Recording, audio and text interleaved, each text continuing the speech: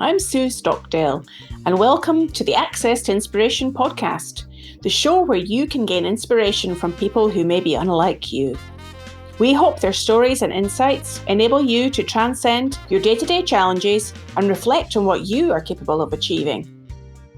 We also love hearing from you about the impact that these podcasts have on the way you approach life. So do hop on over to Facebook or Twitter and connect with us there. One of the themes we keep coming back to is the idea that if you follow your passion, you can create the career or life that you want. And today's guest, Lory Mitchell Wingate, is no exception.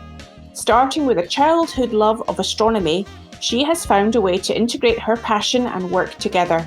She is currently Senior Vice President and Chief Operating Officer at UCAR, the University Corporation for Atmospheric Research in the United States. And she is also hiked across America. So I can't wait to find out more. Welcome to the podcast, Lory. Thank you. It's very good to be here. Now, we've got masses to talk about, I'm sure, in the next 25 minutes or so.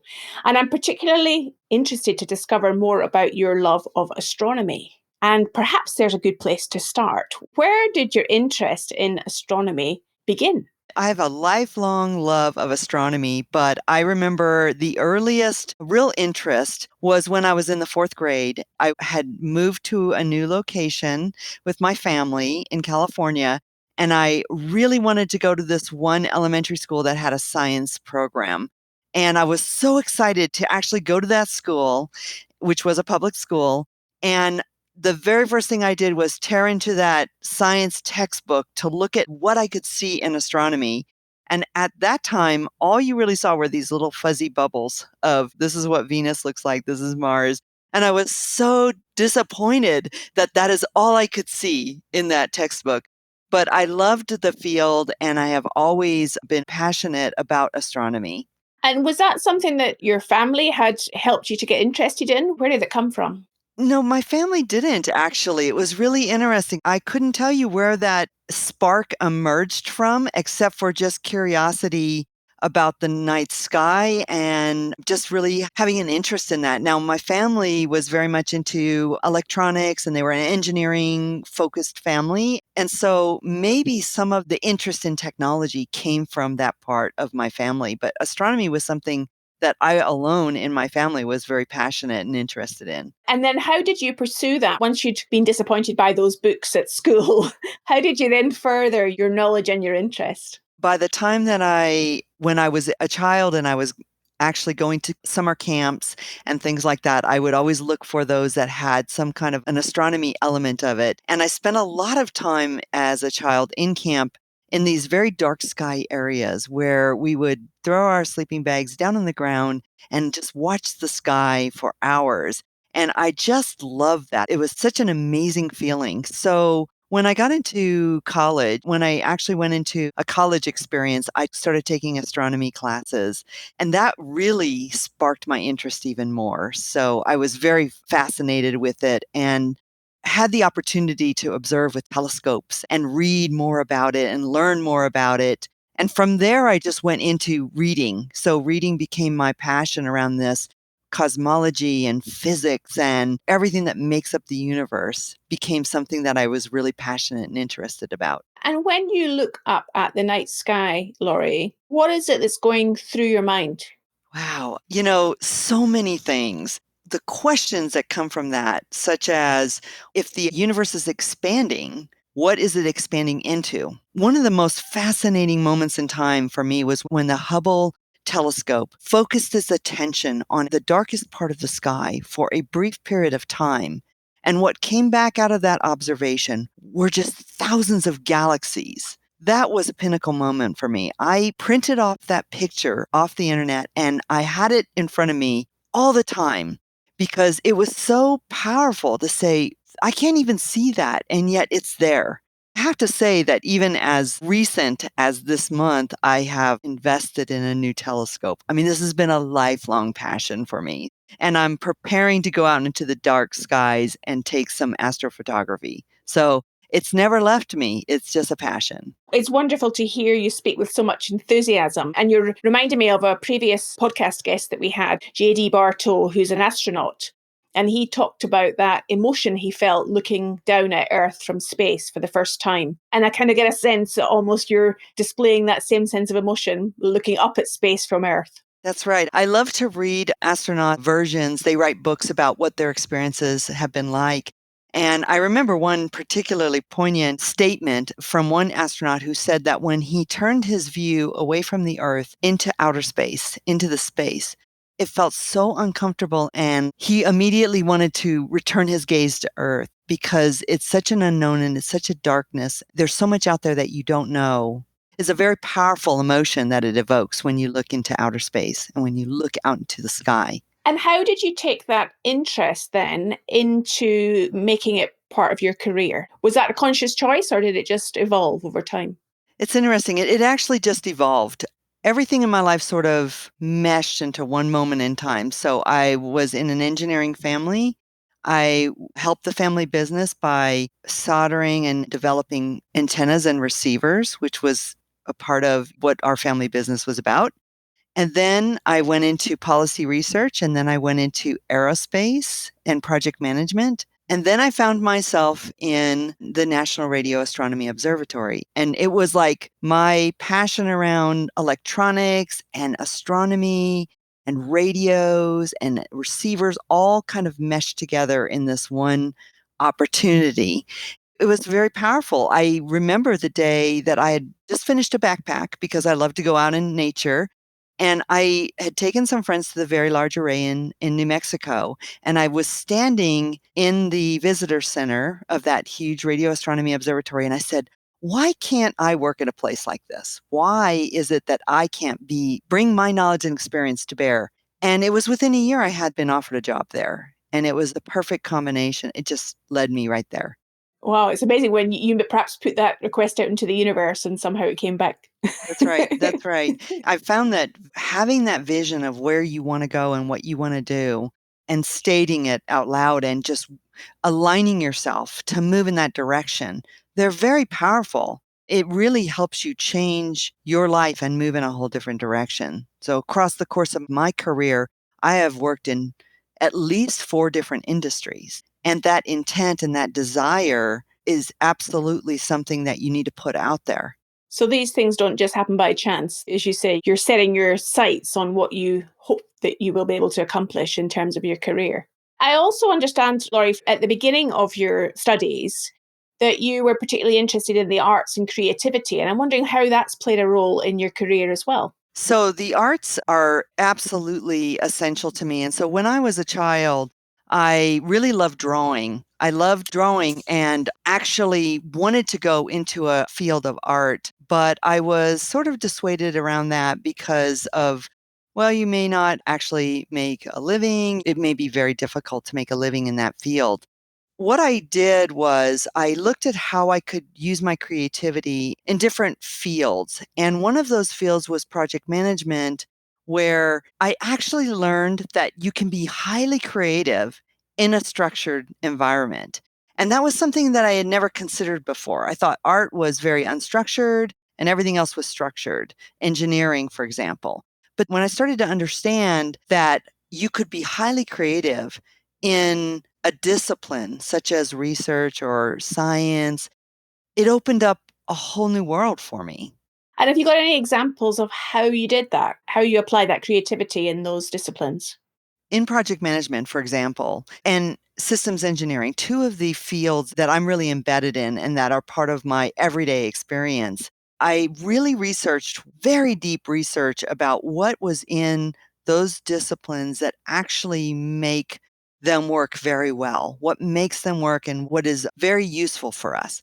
And then I meshed them together in a unique way that I called complex systems methodology. And that meshing those 2 together, it was obvious that those 2 were very complementary, but finding a way, a creative way to think about it with very different perspective actually allowed me to be creative in an area where it was very structured. It's lovely to hear that for people that perhaps don't have that view of how they can apply their strengths in other worlds, in other environments, that you can be creative anywhere, even within a structure. That's right. It really opens up a whole breadth of what you can do. If you're a doctor and you feel like you have to follow the procedures in a particular way, there will be times when you need to think creatively around how do you look at this person as a whole and how do you solve this problem in a more holistic way or with some very creative combinations of activities. So you can be creative in any area, in any discipline. So you were able to draw on that yourself. And I know from a first-hand experience, because of course you and I first connected when you invited me to be involved in one of your books that you were writing. That's right. And that was me talking about an expedition, which you wouldn't necessarily imagine would be in the text of a book about project management and systems engineering.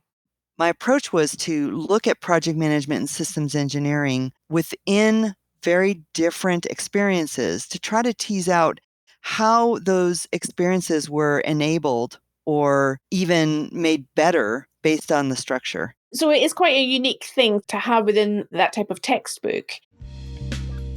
If you are enjoying this episode, you can also read the transcription over at our website, accesstoinspiration.org. And while you are there, click on Contact Us and tell us about what you think of the podcast series and which guests you have enjoyed the most. I think that brings us nicely on to this subject of expeditions and adventure, of which you've also got first-hand experience, Lory. I know that you have been involved in doing the American Discovery Trail, I understand. That's right. When I was working in the aerospace field, I decided that I really needed a break and I wanted to reconnect with the society and with outdoors. And I took a leave of absence for 8 months and I backpacked from Delaware to California across the middle of the country. And it was the most amazing experience that I have ever had. And it has really influenced how I move forward in my life. So tell us, first of all, how far is that in terms of miles? It's somewhere around 3,500 miles, and it took 8 months. It took a solid 8 months to do that. I bet your feet were sore after that, were they not? Yes, they were indeed. Absolutely. Very sore. It took about, I want to say about 2 years for my feet to stop hurting, actually. Do you do as much walking these days? I do. I still avidly hike and backpack, and I really just love going outside and being outdoors. It's really important. So there's me, got this romantic notion of you backpacking across America, looking up at the stars and the galaxies above you and with those dark skies and having a whale of a time. I'm sure it wasn't quite like that all the time. Tell us a little bit more about what the reality of that mega expedition involved. It's really interesting that you tied it back to astronomy because I want to tell you about my very favorite day. But I will say the reality is quite different. Being outdoors and every day, being exposed to the elements. I mean, you have in your mind this vision that it's always beautiful and sunny and or clear. And in reality, it's either raining and cold or raining and hot or sunny and hot, way too hot. There's a whole range. And you often don't think about that. And you also don't think about the dangers that you put yourself in when you're in that situation, walking in certain areas. But my favorite night, I had gotten up at 2 a.m. to walk through a part of Kansas, and it happened to be at the same time there was a meteor shower, and it was a beautiful, clear, crystal clear night. And so I was walking with a red headlamp on just to keep my night vision. And there was a storm off in the distance, and I could see lightning along the horizon. And I looked up, and there's this Milky Way galaxy just spread across the sky with all of these asteroids, all of this meteor shower happening around me. And it felt like I was flying in space. It was dark in front of me, and here I was like walking through space. And it was so magical. I just stopped, put my backpack on the ground, and sat there and just watched the show till the sun started coming up. But it was so incredible. It was so amazing. Yeah, it just sounds like it must have been such a unique experience. How did that expedition, that trail, and that experience shape your life from then on? Because I'm imagining it probably was quite a life-changing experience. It was absolutely a life-changing experience. As a matter of fact, I had been on a leave of absence and I went back and I told my boss at the time that I really probably wasn't going to come back. I really needed to do something else, that I had really enjoyed touching and experiencing the people. The people made a huge, profound impact on me. They were so giving and so caring, and I really wanted to do something else. And ironically, that is when I was recruited for the National Radio Astronomy Observatory job. And when I told my current boss at that time that I was leaving for that job, he just said, well, that's just like such a perfect job for you. I can't actually say anything but keep in touch, and be in touch with me. So it did profoundly impact how I wanted to approach the world and to really make a difference. Making a difference, I think, to most people in their daily lives is really important and powerful, and something that everyone really kind of strives to make a difference in the world. And so that did really light a fire under me to live my life more purposefully that way. And how do you do that now then, Lory? How do you make a difference? I had been with NRAO for 10 years, and I had just the benefit of being there for long enough to establish myself, and I was allowed to be very innovative on what I wanted to do. And I created a program that was called the National and International Non-Traditional Exchange Program, and it was a mentoring program meant to teach sustainable skills in electronics and engineering to individuals that were predominantly not in areas where they had those opportunities. And I would take individuals who'd never had exposure to that, and I would teach them hands-on how to build a kit to do radio astronomy and how to observe with that kit. So they were doing astronomy. I was teaching them skills that would last their lifetime. It was just a lovely program. And it's still going on to this day. And I am still in contact with many of the people that have gone through that. I actually taught that program in many different places, including South Africa and Australia. So, talking about how to mesh project management with engineering sustainable skills.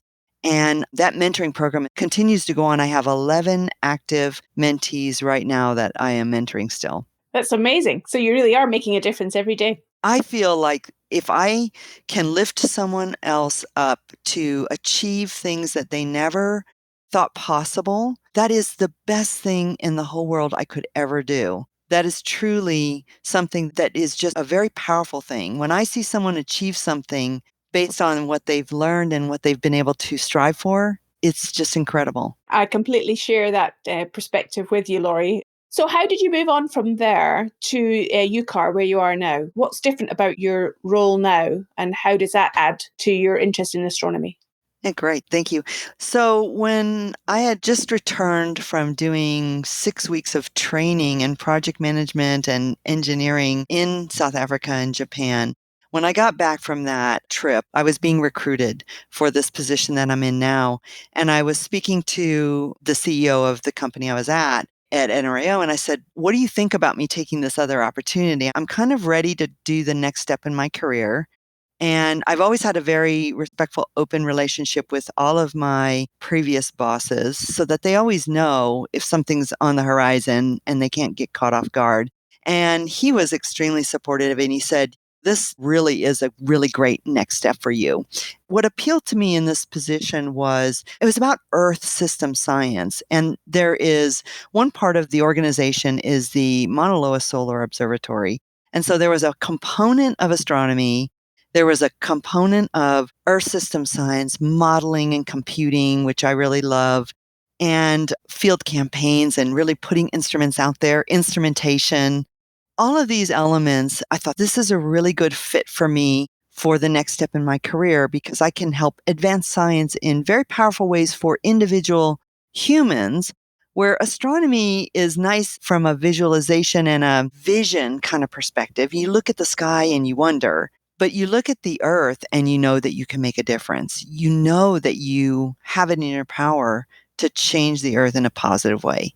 And that appealed to me. So I did move over to this position to do that. Many things that are happening atmospherically in the world these days is at the forefront of many people's minds. I guess part of what I think your role is about the communication of the advances that are happening and being that conduit. What do you think helps in that communication process for people to engage with the science and the research that's being done and for them to take on board what it actually means for them in a digestible fashion?